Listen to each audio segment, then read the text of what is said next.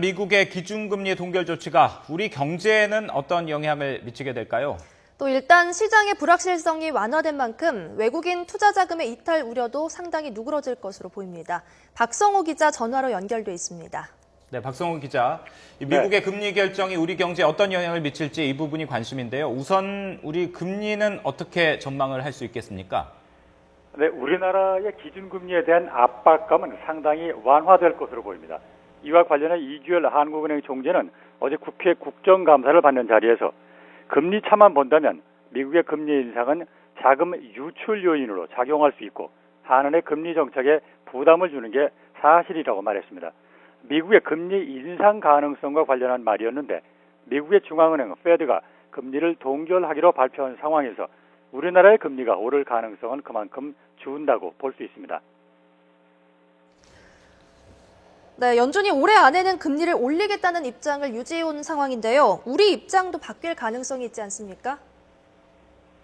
네, 그럴 수 있겠죠. 제넷 옐런 페드 의장은 공개시장위원회 이후 가진 기자회견에서 연내 인상 가능성이 있다는 취지를 밝혔고 다음 달에도 가능할 수 있다고 말했습니다.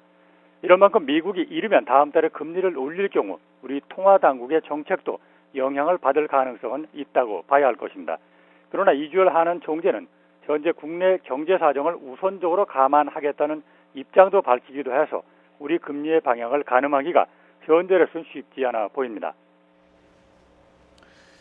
네, 앞서 미국의 금리 인상 가능성이 제기됐었을 때는 우리 주식시장에서 외국인 투자금 대규모로 빠져나갔는데 이번에 동결 조치로 주식시장은 어떻게 전망할 수 있을까요?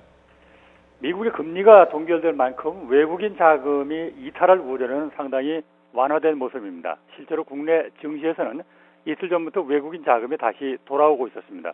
미국의 금리 동결 전망이 우세해지면서 나타난 현상으로 분석되고 있습니다. 이어서 국내 증시에서는 거래일 기준으로 29일 연속 외국인이 순매도를 기록한 바 있습니다. 이는 지난 2008년 글로벌 금융 위기 때 기록된 33거래일 연속 순매도와 엇비슷한 규모입니다. 당시 빠져나간 자금의 양은 9조 원에 육박했습니다. 한편 원 달러 환율도 변동성이 완화돼 적어도 미국 금리와 관련한 변동성은 줄 것으로 전망되고 있습니다. 지금까지 YTN 박성호입니다.